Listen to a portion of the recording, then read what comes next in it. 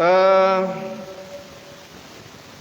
Abdul Hayy ataupun Muhammad Abdul Hayy Al-Laknawi ini lahir pada tahun 1264 Hijriah. Dia wafat pada 1304.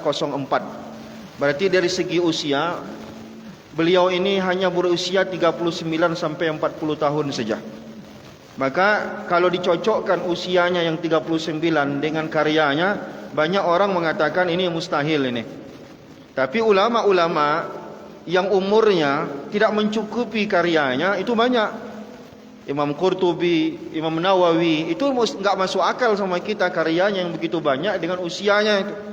Termasuk ini Muhammad Abdul Hayy Al-Laknawi ini termasuk keajaiban dengan usianya yang singkat 39-40 tahun, tapi jumlah kertas yang ditulis sama dia itu lebih banyak jumlah karyanya daripada umurnya lagi. Tentu saja ini ulama yang memiliki keberkahan waktu.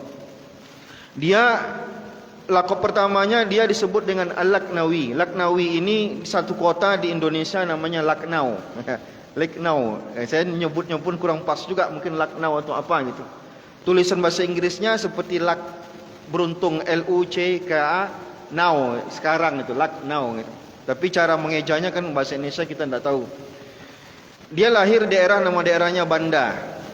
Lucknow ini salah satu daerah industri yang, lupa matikan HP yang mana.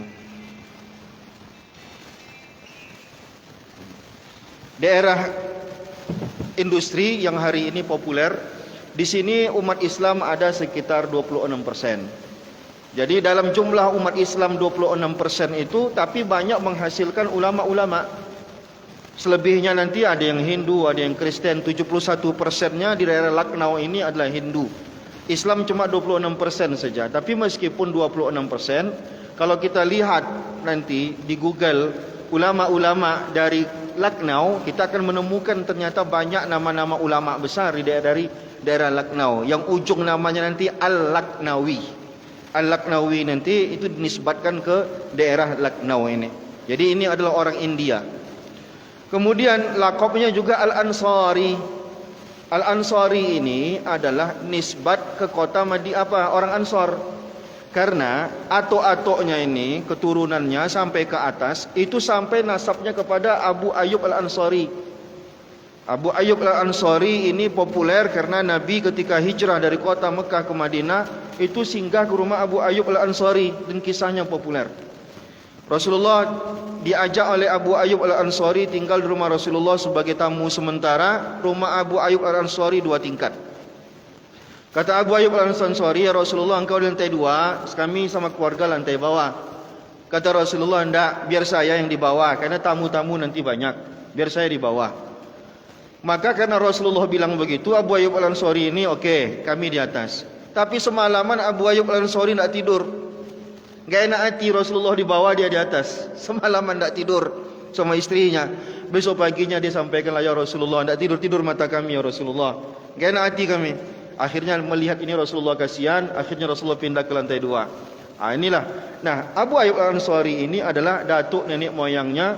Inilah Muhammad Abdul Hayy ini. Maka dia namanya juga di ujungnya ada namanya Al-Ansari. Kemudian dia juga adalah Al-Hanafi. Dari segi mazhab fikih, layaknya orang India secara umumnya bermazhab Hanafi. Maka beliau juga bermazhab Hanafi. Tapi dalam literatur yang saya baca, kalau biasanya orang-orang mazhab Hanafi banyak yang akidahnya Maturidi, beliau ini kalau tak salah saya Al-Asy'ari. Cuma nanti kita cek ulang lah, benar enggak dia dari segi mazhab Asy'ari, akidah Asy'ari atau Maturidi. Karena biasanya ulama-ulama India ini lebih cenderung mazhabnya Maturidi. Tapi ini kalau saya baca-baca, apakah kurang literatur saya yang bacanya, tapi saya menemukan beliau ini adalah Al-Asy'ari. Muhammad Abdul Hayy Al-Ansari atau tadi Al-Laknawi yang lebih populer, ini dari segi keilmuan diakui. Umur 5 tahun dia sudah mulai menghafal Quran. Dan dia mendapatkan kecerdasan, daya ingat yang luar biasa. Kalau kata dia apa? Ruziktu quwwatul hifzi fi zamanis sabah. Aku dapat anugerah dari Allah kekuatan hafal sejak kecil, kata dia. Hatta inni ahfazukal ayyan jami'u waqa'i. Semua yang disaksikan dia terhafal sama dia. Seperti melihat langsung dia bisa sebutkan. Ini kehebatan anugerah yang luar biasa, kekuatan ingatan yang Allah berikan kepada Muhammad Abdul Hayy ini. Dan dia di umur 10 tahun hafal Quran. Lalu kemudian dia belajar dengan orang tuanya. Kebetulan orang tuanya juga seorang alim besar India, Laknawi lain yang juga populer di zamannya. Oleh karena itu Abdul Hayy ini, Al-Laknawi ini, ilmunya lebih banyak dia timba daripada orang tuanya. Setidaknya ilmu dasar itu banyak dia pelajari daripada ayah kandungnya sendiri, yaitu ayah kandungnya sendiri ulama besar di zamannya. Nah, Bapak Ibu yang dimuliakan Allah Subhanahu wa taala, banyak disiplin ilmu yang dikuasai oleh Muhammad Abdul Hayy ini. Cuman dia sendiri mengakui bahwa ilmu yang paling dia cintai itu adalah ilmu di bidang hadis. Oleh karena itu kalau kita baca karya-karyanya, termasuk Nuzhatul Fikri an Subhatiz Zikri, buku tentang menerangkan sunnah menggunakan tasbih.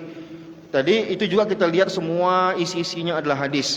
Buku ini pun ketika beliau ingin membantah ucapan apapun anggapan-anggapan orang-orang yang menganggap bahwa memperbanyak ibadah itu adalah bid'ah, itu dia bantah semuanya dengan periwayatan-periwayatan dari hadis Nabi, perbuatan-perbuatan sahabat, para tabi'in, tabi'in sampai nanti ini menunjukkan bahwa beliau ini literaturnya banyak dan dia cenderung dalam periwayatan. Jadi pembuktian-pembuktian dia tentang bantahan-bantahan itu dia tak bantah dengan banyak argumentasi. Argumentasi dari dia tak banyak, tapi dia lebih banyak membuktikannya dengan hadis-hadis ataupun periwayatan-periwayatan. Nah, bagaimana nanti isinya? Tentu saja nanti ada beberapa poin. Kalau kita melihat di sini nanti bagaimana Muhammad bin Abdul Hayy Al-Laknawi ini membuat bantahan secara struktur. Mulai nanti dari perbuatan Nabi, mulai nanti setelah itu sahabat, bagaimana posisi sahabat dalam sunnah, setelah itu bagaimana tabi'in, para zuhad, ahli ibadah, baru nanti di ujung dia buat beberapa poin sebagai bantahan-bantahan. Nah, untuk lengkapnya tentu saja kita minta kepada pemateri utama kita pada siang ini, Dr. Zulhendri Rais, falyatafaddal. Bismillah. Assalamualaikum warahmatullahi wabarakatuh. Alhamdulillah wassalatu wassalamu ala Rasulillah sayyidina wa nabiyyina wa habibina Muhammadin ibni Abdullah wa ala alihi wa sahbihi wa mawalah wa la hawla wa la quwwata illa billah. Subhanaka la ilma lana illa ma 'allamtana innaka antal alimul hakim. Rabbi yassir wa la tu'assir ya Rabbi tammim bi khair. Kita memuji Allah dengan mengucapkan kalimat alhamdulillahi rabbil alamin, bersalawat kepada Nabi Muhammad. Allahumma salli wa sallim ala sayyidina Muhammadin wa ala alihi wa sahbihi ajma'in. Hormati para ulama.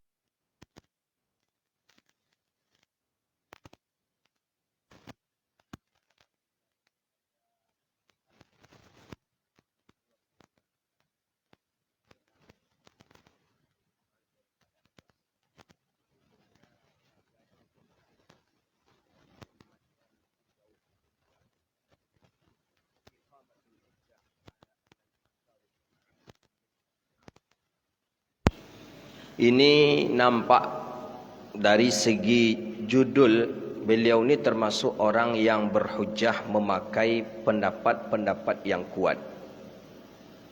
Kita dalam beramal, ada sebagian orang mengambil pendapat-pendapat yang dhaif. Doyan dia mengambil pendapat yang dhaif. Setiap ada masalah yang dia utamakan pendapat. Contoh, ini sekarang sedang marak ni di Pekanbaru ni. Kalau tidak berfatwa MUI, kalau Basnas tidak cepat mengeluarkan himbauan dan segala macam, ini bisa menjadi hal yang berkembang nanti di masyarakat. Apa? Contoh, zakat ke masjid. Sedang ramai sekarang diperbincangkan. Yang membincangkannya itu orang-orang yang duduk di kedai kopi, bukan ustaz-ustaz. Jadi menurut mereka saling berdebat di antara mereka. Boleh kata dia kita berzakat ke masjid, kata dia. Ada ustaz berceramah boleh zakat. Maksud zakat ke masjid ini zakat untuk pembangunan masjid. Jadi banyak yang bertanya ke kita, kita jawab dengan apa adanya. Kalau kita mencari pendapat ulama membolehkan, pasti kita akan mendapatkan. Tapi pendapat ini pendapat yang syadz, pendapat yang nadir, pendapat yang ulama sendiri, kebanyakan daripada ulama tidak mengamalkan. Maka oleh karena itu kami diajari di Al-Azhar oleh masyayikh tetap berhujjah dengan memakai pendapat yang kuat terlebih dahulu. Karena kalau pendapat yang lemah kita cari, pasti ada. Itu apa bedanya orang liberal dengan kita? Orang-orang liberal memakai pendapat yang lemah. Boleh jamak salat. Pokoknya tak perlu sampai sekian kilo, 89 atau 90 kilo. Tak perlu sampai sebanyak itu. Pokoknya berjalan saja dia, keluar dari rumahnya dah boleh menjamak. Ini ada pendapat yang mengatakan seperti itu. Kalau kita ambil pendapat itu, berarti kita meninggalkan pendapat yang asli. Maka oleh karena itu, kalau ingin berhujjah, pakailah hujjah yang kuat. Tentu memakai dalil yang kuat. Nah, samalah dengan tadi. Jangankan ke masjid, bahkan untuk anak yatim saja boleh kita berzakat. Nah, tapi pendapatnya lagi adalah pendapat yang lemah, pendapat yang syadz, pendapat yang nadir. Boleh buka kitab karangan Imam Ibn Mulaqqan, Umdatul Muhtad fi Syarhil Minhaj. Ada sekitar 15 atau 18 jilid itu. Itu Imam Mulaqqan mazhab. Imam Mulaqqan Syafi'i. Imam Mulaqqan mazhabnya Syafi'i. Tengok apa saja yang dibolehkan menerima zakat oleh Imam Ibn Mulaqqan. Maka oleh karena itu, fikih betul lapang. Fikih itu wasi'. Tapi kita perlu hujjah, dalil yang kita pakai untuk fikih mesti harus dalil yang kuat. Begitu. Nanti kita khawatirnya nanti menikah boleh tidak wali, boleh tidak, apa katanya, anak yang di luar daripada zina, maka boleh bagi wali, bagi ayah biologisnya untuk menikahkannya. Ini ada juga berkembang sekarang nih, ustaz mengeluarkan ceramah, berceramah, berfatwa, boleh tak apa-apa. Ada pendapat kok, kata dia. Betul, kalau kita nak cari, sudah saya katakan dari awal tadi, kalau kita mencari pendapat untuk menyelamatkan perkara yang kita lakukan, banyak, ada seluruhnya pendapat itu. Tapi tentu kita mengambil pendapat yang lebih kuat, pertama. Yang kedua, pendapat yang dipakai oleh jumhur mayoritas kalangan ulama. Ketiga, tentu kita membiasakan beramal dengan amalan yang diamalkan oleh adat lingkungan kita. Kalau kita bolehkan yang bapa biologis tadi menikahkan anak zina, bapa biologis tadi menikah, kita khawatir nanti orang menghalalkan zina. Tak apa dah, ayah je jadi walinya, kata dia. Tak apa dah, besok lah etong sok, kata dia. Ini disebabkan karena tasahul. Maka at-tasahul fil ifta', bermudah-mudah dalam mengeluarkan fatwa, maka akibatnya bisa menyesatkan kepada umat. Maka oleh karena itu, banyak lagi contohnya. Ada nikah tanpa wali. Ya, kalau kita carikan pendapatnya, ada pendapat ulama membolehkan seperti itu. Tapi apakah dengan pendapat yang itu kita pakai? Tentu tidak. Kita memiliki hujjah yang kuat, sehingga kita puas dalam beramal, kita puas dalam mengambil tingkah laku daripada hukum ahkam. Ini diantara kitab yang beliau karang ini menunjukkan bahawa ini dalil-dalil yang kuat. Iqamatul hujjah ala anna iktharu fi ta'abbud laysa bibid'ah. Jadi beliau membela amalan para sufi sebenarnya di dalam kitab ini. Karena kebiasaan orang yang banyak dalam ibadah itu kebanyakannya orang-orang sufi, orang-orang tasawuf, ahli tasawuf yang memperbanyak amalan selalu ketika berada di saatnya. Dengan zikirnya, dengan tilawahnya, dengan qiraatul Qur'annya, orang-orang tasawuf yang, maka beliau memunculkan kitab ini untuk pembelaan beliau terhadap ulama-ulama at-tasawuf. Contoh yang beliau kedepankan di sini adalah dikatakan oleh beliau, jadi penyusunan kitab ini adalah ada beberapa anwa', ada beberapa, beliau tidak menyusun kepada bab, tapi beliau membuat asal saja, asal 1, asal 2 gitu, tidak pakai bab, tidak pakai furu'. Ini kitab yang beliau susun hari yang di hadapan kita. Seperti contoh Al-Aslu Tsani pada menjelaskan fi dzikri jama'ah minal ladzina jatahadu fil ibadah. Ada orang-orang yang memang bermujahadah dalam ibadah. Ini seperti yang beliau nukilkan. Ya, beliau contohkan faminhum, kata beliau, di antaranya adalah seperti Abdullah ibn Umar.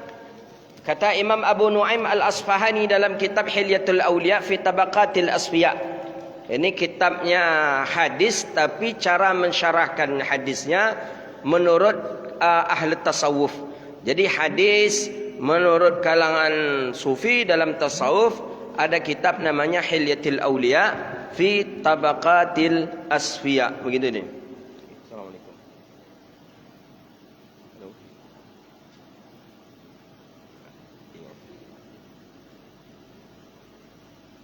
Saya lagi bicara.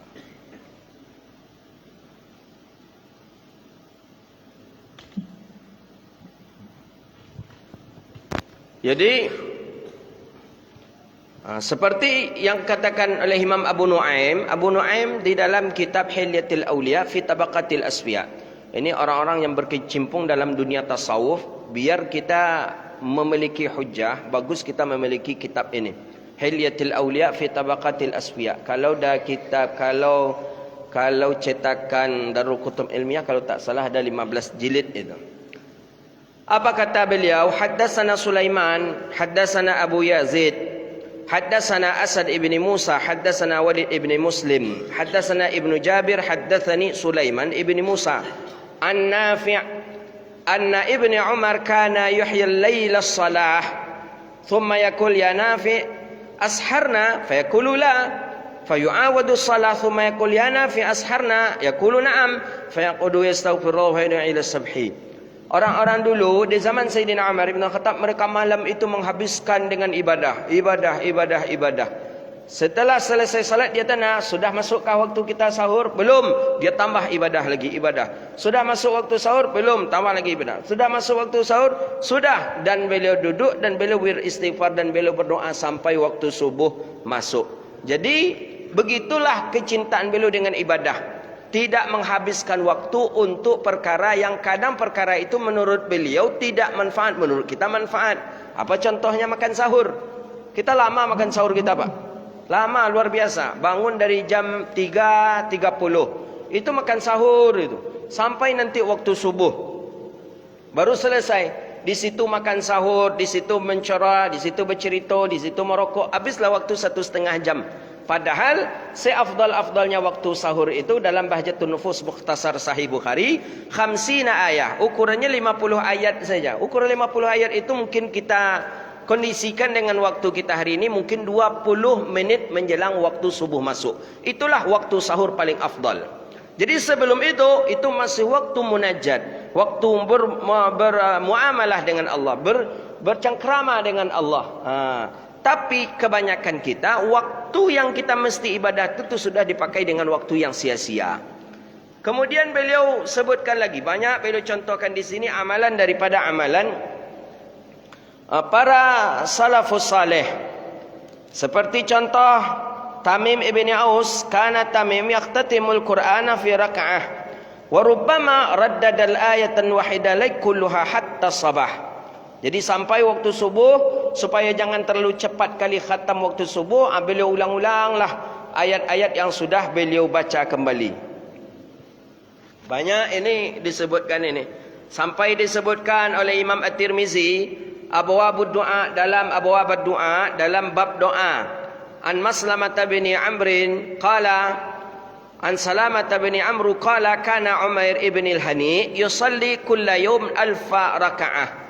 Bahawa Umar ibn Hani salat setiap hari itu 1000 rakaat. Wa yusabbihu 100,000 tasbihah, dan bertasbih 100,000 kali tasbih. Adakah dicontohkan oleh Rasulullah? Tidak. Tapi ini sahabat yang membuat-buatnya, sahabat yang menambah-nambahnya. Apakah tambahan itu dikategorikan kepada tambahan bid'ah? Tidak. Kenapa? Karena sahabat Nabi sudah melakukan. Maka oleh karena itu, amalan sahabat Nabi tidak layak disebut dengan bid'ah. Jadi apa? Sunnah. Karena Nabi sendiri mengatakan, Kata Nabi apa? Ikutilah sunnahku dan sunnah khulafair rasyidin, sunnah sahabatku al-mahdiyyin min ba'di wa adu bin nawajis. Kemudian, jadi kalau ini kan sahabat Nabi Ustaz, kita boleh tak kita menambah pula? Ada orang hari itu kan sahabat Nabi. Kata Wahabi kan seperti itu. Itu kan sahabat Nabi. Nabi masih hidup. Seperti Sayyidina Bilal ibni Abi Rabah, itu kan Nabi masih hidup, maka dia menambahnya. Ya boleh. Kayak kita hari ini Nabi tak hidup, tak ada lagi Nabi, maka tak boleh kita menambah. Tambahan yang kita tambah hari ini pun belum ada apa-apanya dibandingkan tambahannya salafus saleh dulu. Salafus saleh dalam berzikir 100.000 kali tasbih. Kita jarang yang sampai 100.000. Yang paling kencang, paling banyak cuma 1.000. Taruhlah 10.000. Ini ratusan ribu dalam berzikir. Maka kalaupun menambah, tak ada kita hari ini di akhir zaman kita yang mampu menambah zikir sebanyak orang-orang yang mulia ini. Dan contoh lagi, beliau sebutkan daripada Ali bin Abdullah ibni Abbas ibni Abdul Muttalib, qala Hafiz Ibn Hajar Al-Asqalani, Hafiz Ibn Hajar Amirul Mukminin fil hadis mengatakan dalam Tahdzibut Tahdzib, kana yud'a as-sajjad likasrati salatihi. Ada orang-orang yang bahwa memperbanyak sujudnya karena memperbanyak salat. Tentu dengan banyaknya salat baru kita bisa memperbanyak sujud. Kalau tak memperbanyak salat, bagaimana mungkin kita bisa sujud? Sampai dia sujud dalam satu hari itu kulla yaum alfas sajadah, 10 kali sujud. Kalau 1000 kali sujud, qala Maimun ibni Ziyad al-Adawi kana yusalli fi kulli yaumin alfa rakaah, maka dia salat dalam setiap hari 1000 rakaat. 1000 rakaat maka 2000 kali sujud. Satu rakaat 2 kali sujud. Bayangkanlah itu. Kita sujud kita berapa dalam sehari? Awak sujud kita sujud Pulau Petanyo je nyeli semayang lain. Berarti orang semayang sujud lah itu. Ada beribu-ribu kali? Tak ada di antara kita. Jadi sebenarnya banyak lagi ini perlu kita bahas. Ini sudah pernah kita kaji sampai khatam dulu ni dengan K. Ahmad Busiri 2 tahun yang lalu. Kita sudah pernah mengkhatamkan ini dengan beliau dan sudah beliau beri juga kita ijazah kitab ini. Dan bagus sekali kitab ini. Ya namanya kita membaca meringkas saja, maka kita lompat-lompat saja. Kemudian yang kedua, ciri khas daripada kitab ini adalah beliau menjawab daripada soal, pertanyaan. Jadi ada pertanyaan beliau jawab, ada pertanyaan beliau jawab. Di antara pertanyaan itu fahaula illadzi tadahadu, jadi kata beliau wal jawabu anhu. Dan jawab langsung beliau nukilkan jawabannya. Apa yang akan beliau jawab dengan apa beliau jawab, beliau langsung menukilkan jawaban-jawabannya. Seperti anna Nabi sallallahu alaihi wasallam lam yamna'aha min kathratis salah bal ajazal amal bihasabi taqah. Jadi kita dianjurkan Rasulullah untuk memperbanyak amalan dengan kesanggupan ukuran sanggupnya kita sebagai orang yang beramal. Wa amma an hadis, banyak lagi. Seperti contoh dalam khatimah. Ini salah satu mazaya keistimewaan kitab beliau ini di khatimah. Ini kitab ini yang sampai ke kita ini sudah menyalahi aturan kitab ini. Karena membukanya dari kiri. Mestinya kalau dari kanan. Mestinya kalau kitab itu bukanya ke kanan dia. Ke kanan. Kalau ini kita membukanya ke kiri dari tadi, maka agak susah kita. Gitu dia. Jadi membukanya kita dari kanan ke kiri. Mesti kalau kitab itu dari kiri ke kanan, membuka itu ke kanan. Itu kitab Arab. Jadi klipnya, mengklipkannya itu bukan di sini dia klipkan, bukan di sini, tapi mengklipkannya itu di sebelah sini. Jadi membukanya ke arah kanan. Begitu dia. Khatimah kata beliau. Di sini ada khatimah. Qad waqa'a su'al. Dan terjadi pertanyaan. Katsiran amma tadawul. Jadi banyak pertanyaan seputar yang terjadi di kalangan manusia fi zamanina. Pada zaman kita. Apa pertanyaan itu? Fi lailatin pada malam yang ke-27 Ramadan. Apa pertanyaan pada malam yang ke-27 Ramadan itu? Annahum, bahwa kebiasaan mereka menghiasi merekakan masjid mereka dengan firash. Kemudian dengan tikarnya, dengan menggantungkan kanadil lampu-lampu, dihidupkan lampu-lampu, kemudian membaca Quran dalam keadaan cepat, kemudian mengkhatamkan Quran pada tarawihnya. Ada kebiasaan. Bagaimana hukumnya itu? Itu yang pertanyaan yang dimunculkan kepada beliau. Beliau jawablah. Ini beliau menjawabnya pun dengan memakai nomor al-awwalu, kata beliau. Khatmul Qur'anu fi lailatin, mengkhatamkan Quran pada satu malam, itu perkara yang bagus. Dan itu dilakukan oleh banyak dari kalangan salaf. Bahkan dari kalangan mereka ada mengkhatamkan Quran itu pada rakaat yang pertama atau satu rakaat. Dalam satu rakaat khatam Quran, berapa lama yang satu rakaatnya itu? Berapa lama yang salat itu? Satu rakaat. Makanya bisa bengkak kaki orang salat. Ada kawan bertanya, awak pun tak pernah bongkak kaki awak semayang Ustaz kan ni? Padahal lacuk kalau salat tapi nak bongkak-bongkak dah kata. Tentu wajarlah takkan bengkak kaki kita. Ayat kul cik inna cik la azab inna ti inna taina inna anzalna inna kaina jole ke cina. Inna anzalna inna taina inna anzalna inna taina bilo kaki kau bongkak. Cubalah khatamkan Quran tu dalam rakaat. Kemudian beliau jawab pula yang kedua. Suratul qiraah, membaca Quran dalam keadaan laju. Kata beliau, masya-Allah jawaban beliau. Kata beliau, fa innahum yusra'una fil qiraati ila haitsu la tukhrajul huruf min makharijiha fadlan an tadabburi wa tartili. Jadi pokoknya membaca tadi kencang selagi tidak keluar daripada huruf, daripada makharijal huruf. Kemudian tidak mengeluarkan pula daripada menjauhkan kita daripada mentadaburinya dan mentartilkan. Wa huwa amrun qabih. Kalau seandainya melarang daripada yang di atas tadi, maka itu perbuatan adalah amrun qabih, perkara yang tercela. Maka Imam Nawawi dalam kitab Majmu' Syarah Muhazzab, imam yang membaca Al-Fatihah dalam keadaan kencang dengan satu kali nafas, wajib bagi hakim untuk mentahzirnya. Jadi tak boleh Al-Fatihah dibaca dalam satu nafas, laju satu nafas. Ini kalau dia sebagai imam. Berbeda kalau dia qari, itu biasa. Ini kalau dia imam tak boleh. Mulai dari awal, bismillahirrahmanirrahim, alhamdulillahirabbil alamin, arrahmanirrahim, maliki yaumiddin, iyyaka na'budu wa iyyaka nasta'in, sampai waladdallin. Tanpa bernafas, Imam Nawawi mengatakan wajib bagi si hakim untuk mendirikan tahdzir, melakukan hukuman kepada sang imam. Kenapa? Dikhawatirkan sang imam nanti agak menghina atau melecehkan daripada ayat-ayat Allah. Jadi lebih elok, lebih afdalnya bernafaslah walaupun dengan satu kali nafas. Ambillah berhenti, agak sekali saja jadilah. Begitu kata Imam Nawawi di dalam kitab Majmu' Syarah Muhazzab. Begitu dia. Jadi boleh kita dalam keadaan bersemangat dalam ibadah, tapi jangan sampai kita lari pula dari aturan-aturan yang sudah ditetapkan. Tadi itu bisa lebih cepat lagi Ustaz, lebih banyak lagi yang bisa kita baca. Betul, tapi sudah ada rambu-rambu dalam Islam. Jadi kitab ini kita rekomendasikanlah kepada kita-kita yang mungkin bertanya-tanya. Kami membaca salawat dalam setiap 2 rakaat salat tarawih. Ini ada sekarang yang mengatakan ini bid'ah, tak ada dalil. Kita beramal dengan yang diajarkan oleh Rasulullah sallallahu alaihi wasallam saja.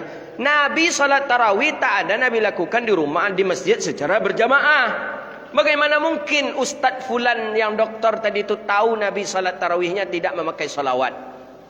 Nabi jarang, Nabi boleh dikatakan tidak ada Nabi melakukan salat sunat berjamaah, salat tarawih berjamaah di masjid. Baru dilakukan di zaman Sayyidina Umar.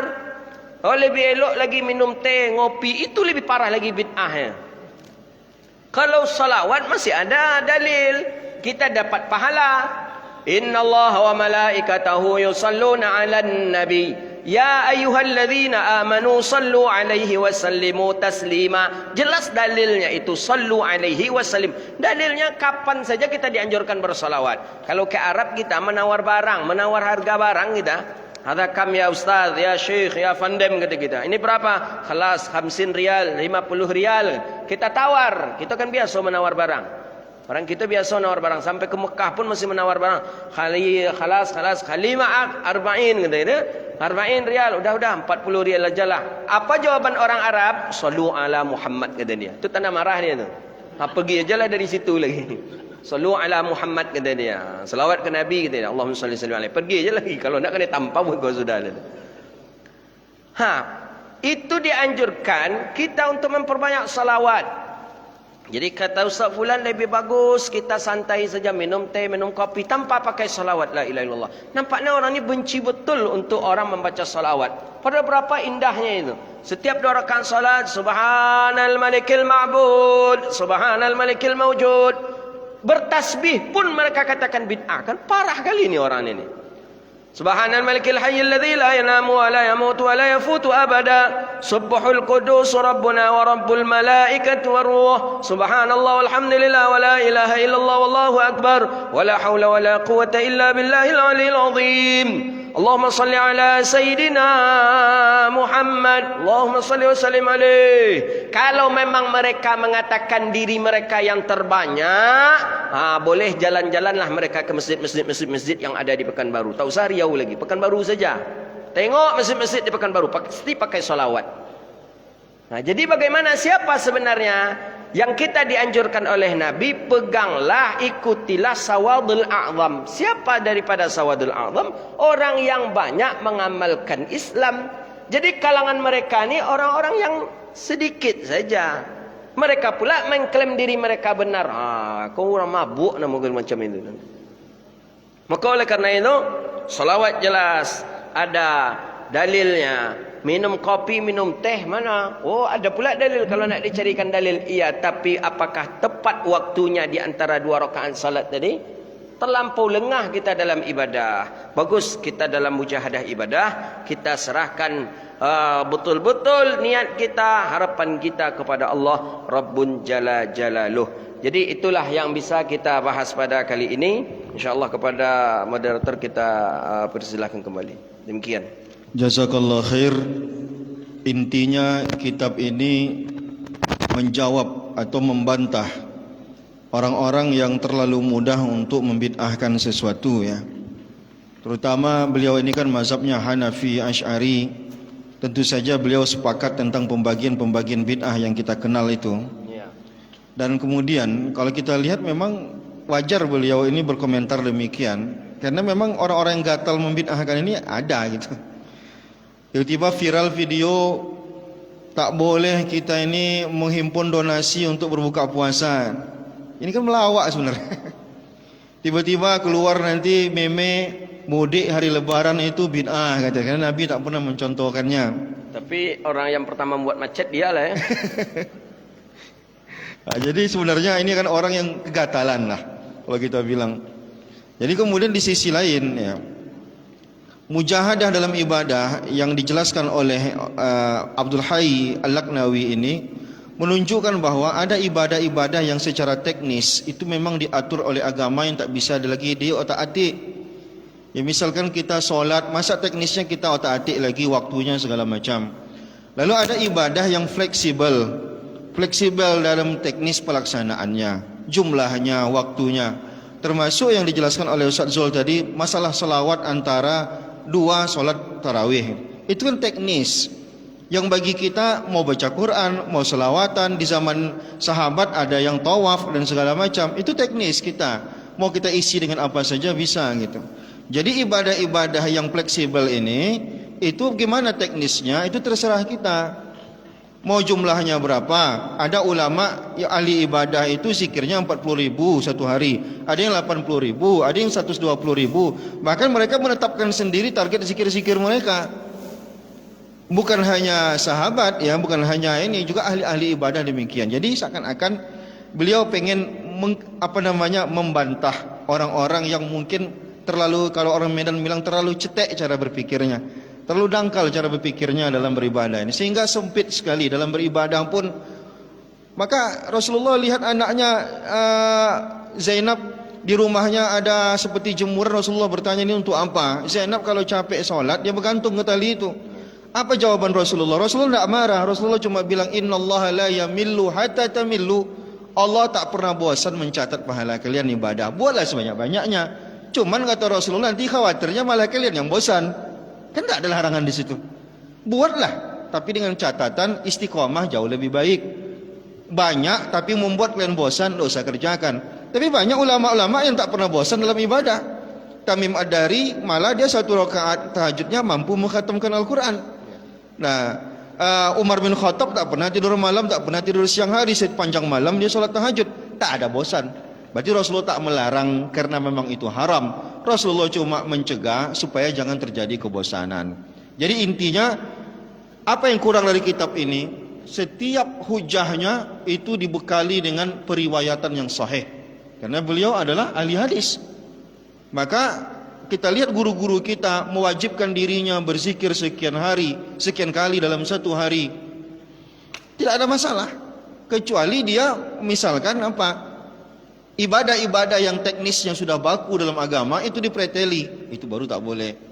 Nah, jadi buku ini seperti yang dibilang Ustaz Zul tadi, memang buku ini kecil, tapi dapat kita inti buku ini, insya-Allah banyak hal-hal yang meragukan, yang syubhat-syubhat orang-orang sebelah itu tertepis dengan buku ini. Baik, sebelum kita kembali ke Ustaz Zul, ada diskusi dulu, saya persilakan. Kalau tidak ada nanti ditutup oleh Ustaz Zul. Jika ada, jangan dipaksakan, kalau ada saja.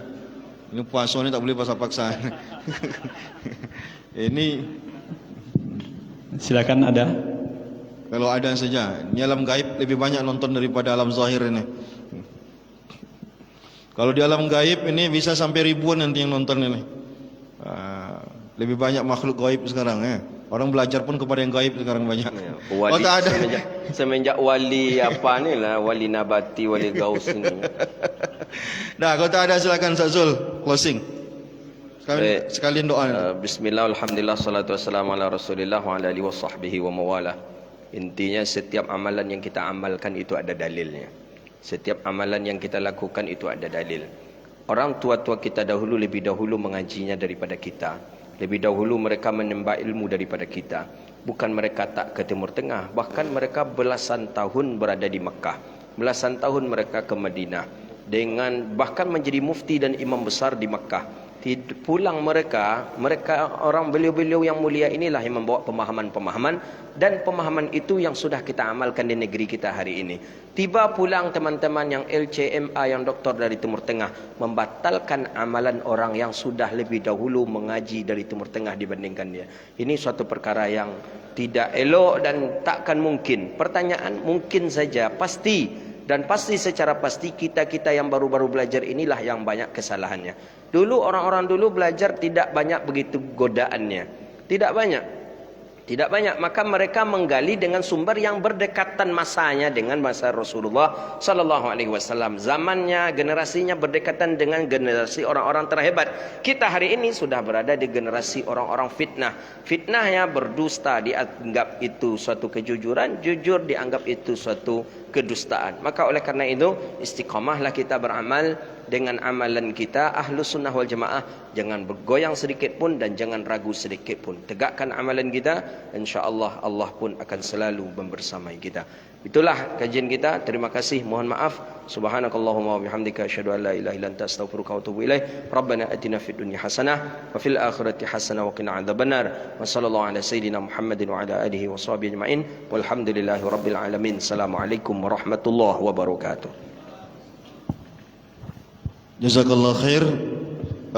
InsyaAllah besok kita akan kembali membahas buku yang juga luar biasa, Intahbih Dinuka fi Khatrin. Ini buku ini lebih khatar lagi. Agama kita dalam ancaman. Ancaman di sini maksudnya adalah ancaman-ancaman orang-orang yang suka mensyirikan, orang-orang yang suka membid'ahkan. Maka dalam bahaya kita. Maka kitab itu yang akan nanti membedah bagaimana caranya supaya kita tetap tidak dalam bahaya. Kemudian hari terakhir nanti juga kita pematerinya adalah orang yang tamat Madinah tapi tidak Wahabi. Itu nanti dia juga akan tamat Riyadh ya Saudi Arabia, tapi orang kan selama hari menyangka asalkan tamatan Saudi itu Wahabi. Ada, nanti kita tampilkan orangnya. Seharusnya hari ini begitu juga, tapi beliau tak datang begitu. Nah, besok jangan sampai tak datang. Yang nonton di live juga jangan sampai tak nonton besok. Perbanyak di alam gaib, karena sekarang kita lebih banyak main dalam gaib daripada alam nyata ini. Assalamualaikum warahmatullahi wabarakatuh.